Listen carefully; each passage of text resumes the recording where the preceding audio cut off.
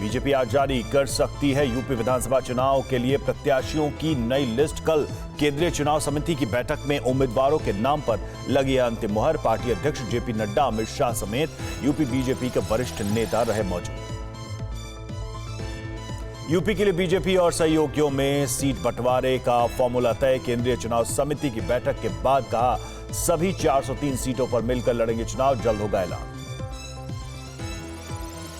Media से बात करते हुए बीजेपी अध्यक्ष जेपी नड्डा ने कहा, पीएम मोदी के नेतृत्व में सबका साथ सबका विकास लेकर आगे बढ़ी पार्टी। यूपी में डबल इंजन की सरकार ने विकास की नई छलांग लगाई। बीजेपी के सहयोगी अपना दल के मुखिया अनुप्रिया पटेल ने कहा कि मिलीजुली ताकत ने देश प्रदेश में नया आयाम स्थापित किया। विकास और सामाजिक न्याय का बेहतरीन कॉकटेल है हमारा गठबंधन। अनुप्रिया पटेल ने कहा, सीटों के बंटवारे की कवायद पूरी हुई। अपना दल इस बार और बड़ी भूमिका में नजर आएगी। पीएम मोदी का मार्गदर्शन हमारे लिए अहम। निषाद पार्टी के अध्यक्ष डॉक्टर संजय निषाद ने कहा, 70 साल से उलझे मुद्दों को सुलझाने में लगे हैं पीएम मोदी। राज्य में इस बार फिर एनडीए की सरकार बनेगी। सीएम योगी ने ट्वीट कर कहा, बीजेपी ने यूपी में अपने दो महत्वपूर्ण सहयोगियों अपना दल और निषाद पार्टी के साथ गठबंधन किया। पीएम मोदी के नेतृत्व में पार्टी जीतेगी 2/3 से ज्यादा सीट। प्रचंड बहुमत से बनेगी बीजेपी सरकार।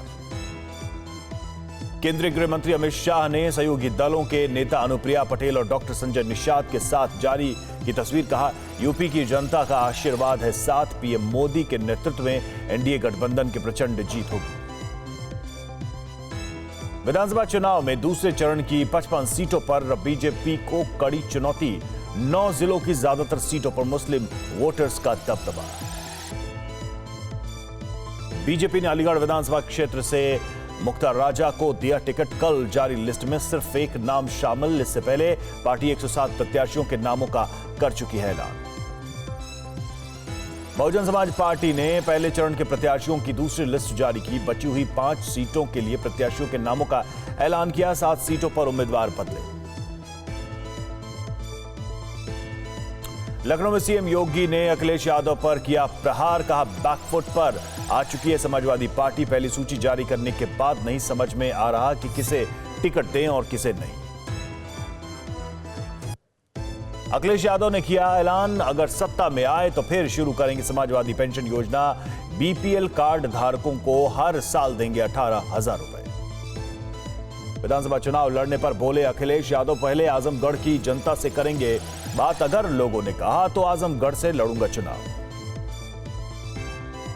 अखिलेश यादव के आजमगढ़ से चुनाव लड़ने की खबरों पर डिप्टी सीएम केशव प्रसाद मौर्य का हमला। कहा, बीजेपी की लहर से भयभीत हैं अखिलेश। सुरक्षित सीट खोजने में लगा दिया बहुत वक्त। रामपुर से सांसद आजम खान के बेटे अब्दुल्ला आजम ने कार्यकर्ताओं के साथ की वर्चुअल मीटिंग। जेल में बंद पिता का हाल बताते हुए छलका दर्द। कहा, कोरोना संक्रमित होने के दौरान उन्होंने छोड़ दी थी जिंदगी की आस। अब्दुल्ला आजम ने कहा, पिता ने बेहोशी की हालत में खोली थी आंख। कहा, अब नहीं बचेगी जान, लेकिन फिर चमत्कार ने बचा ली जिंदगी। मुलायम सिंह यादव की छोटी बहू अपर्णा यादव बीजेपी में हुई शामिल। कल डिप्टी सीएम केशव प्रसाद मौर्य और प्रदेश अध्यक्ष स्वतंत्र देव सिंह की मौजूदगी में ली पार्टी की सदस्यता। अपर्णा यादव ने कहा कि वो पीएम मोदी और सीएम योगी के कामकाज से हैं प्रभावित। मेरे चिंतन में राष्ट्र सबसे पहले, अब मैं राष्ट्र की आराधना करने निकली।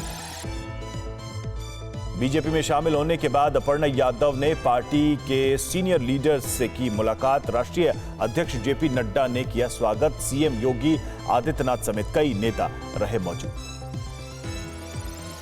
अपर्णा यादव के बीजेपी में शामिल होने पर सीएम योगी ने किया स्वागत। कहा, हमें उम्मीद है कि वो अपने कामों से पार्टी को मजबूत करेंगी। बीजेपी की डबल इंजन का काम और प्रधानमंत्री के विजन को पसंद करती है।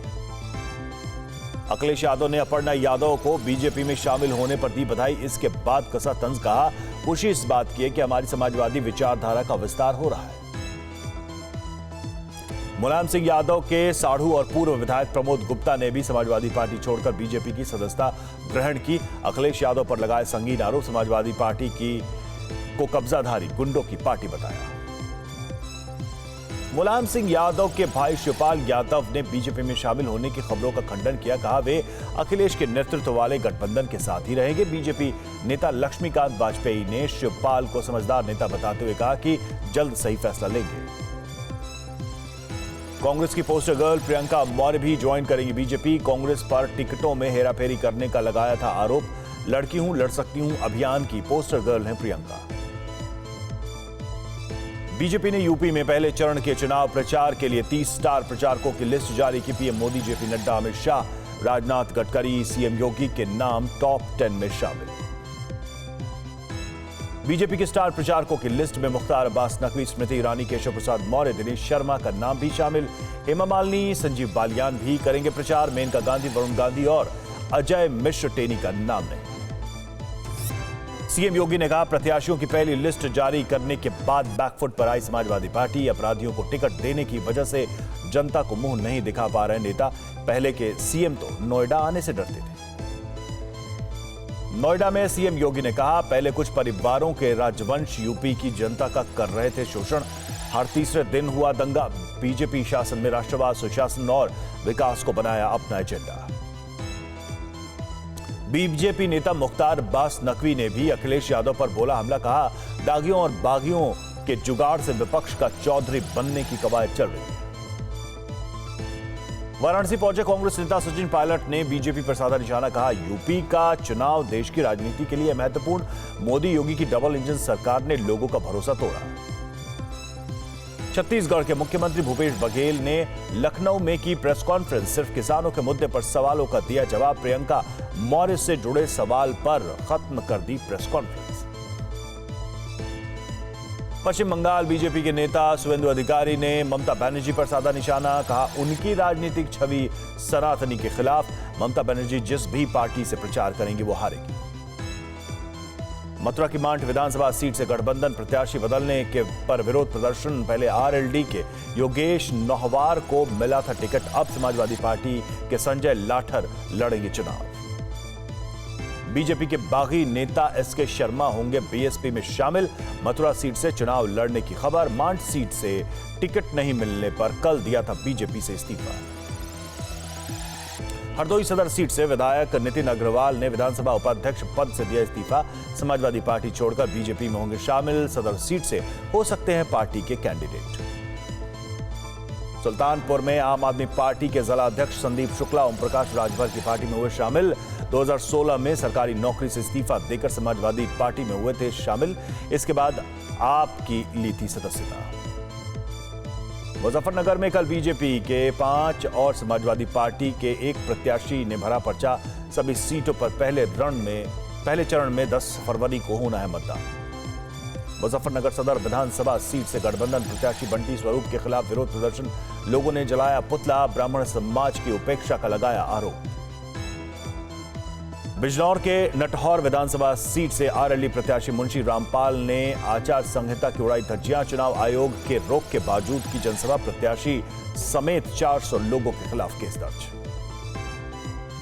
जलालाबाद से विधायक शरदवीर सिंह ने समाजवादी पार्टी से दिया इस्तीफा। टिकट कटने से हुए नाराज अखिलेश ने बीजेपी से आए नीरज मौर्य को बनाया था पार्टी का प्रत्याशी। सहारनपुर में 2014 में गुरुद्वारा हिंसा के मास्टरमाइंड मुहर्रम अली पप्पू समाजवादी पार्टी में शामिल। प्रदेश अध्यक्ष नरेश उत्तम पटेल और विधायक संजय गर्ग की मौजूदगी में ली पार्टी की सदस्यता। सिख समुदाय ने जताई नाराजगी। यूपी के औरैया में डबल मर्डर से सनसनी। अपराधियों ने इंटर कॉलेज के प्रबंधक गंधर्व सिंह यादव और उनकी पत्नी कमला देवी की हत्या की। हत्यारों की तलाश में जुटी पुलिस। अमरोहा की सदर विधानसभा से कांग्रेस प्रत्याशी सलीम खान का धमकी देते हुए वीडियो वायरल। बीजेपी के लिए अपशब्दों का इस्तेमाल। कहा जब तक वो जिंदा है कोई कार्यकर्ता जेल नहीं जा सकता। अलीगढ़ में कल 13 प्रत्याशियों ने भरा पर्चा। अतरौली विधानसभा सीट से बीजेपी प्रत्याशी संदीप सिंह ने भी कराया नामांकन। योगी सरकार में मंत्री और कल्याण सिंह के पोते हैं संदीप। अलीगढ़ शहर समाजवादी पार्टी के प्रत्याशी जफर आलम ने भी भरा पर्चा। बड़ी संख्या में समर्थक रहे मौजूद। पुलिस के साथ हुई नोकझोंक। फिरोजाबाद में जसराना विधानसभा क्षेत्र के एक गांव के लोगों ने किया मतदान के बहिष्कार का ऐलान। सड़क नहीं बनने पर जताई नाराजगी। बीजेपी नेता के साथ हुई बहस। मथुरा की छाता विधानसभा सीट से बीजेपी प्रत्याशी चौधरी लक्ष्मी नारायण पर आचार संहिता के उल्लंघन का आरोप। चुनाव कार्यालय के उद्घाटन पर जुटी लोगों की भीड़, बैंड बाजा भी था साथ। मेरठ में महिला को पीटने वाले बीजेपी प्रत्याशी कमल दत्त शर्मा ने तोड़ी आचार संहिता। नामांकन के दौरान समर्थकों के साथ की नारेबाजी, बड़ी संख्या में लोग थे साथ। शामली के कैराना में पति पत्नी ने समाजवादी पार्टी के नेता नाहिद हसन के खिलाफ की नारेबाजी। खौफ की वजह से पलायन का लगाया आरोप। मौके पर पहुंची पुलिस। यूपी में विधानसभा चुनाव को देखते हुए चुस्त है पुलिस। अब तक 9 करोड़ 19 लाख रुपए से ज्यादा की शराब बरामद। 14 करोड़ रुपए से ज्यादा मूल्य का गांजा जब्त। बांदा के जिला निर्वाचन अधिकारी अनुराग पटेल की अनूठी पहल। लोगों के बीच जाकर मतदान के लिए कर रहे हैं जागरूक। 75% से ज्यादा मतदान का दिया नारा। बैंड बाजे के साथ लुभावने नारों से वोटरों को जागरूक करने में जुटे अनुराग पटेल का सारे काम छोड़ दो, 23 फरवरी को वोट दो। जालौन में विधानसभा चुनाव को देखते हुए पुलिस प्रशासन की चौकसी बढ़ी। एसडीएम और सीओ की अगुवाई में की पेट्रोलिंग। जनता से शांति व्यवस्था बनाए रखने की अपील।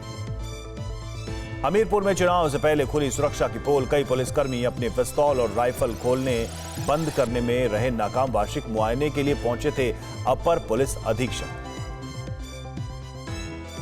शाहजहांपुर में चेकिंग अभियान के दौरान फ्लाइंग स्क्वाड टीम को बड़ी सफलता। मेरठ से तस्करी कर लाए जा रहे आधा किलो से ज्यादा सोने की ज्वेलरी पकड़ी।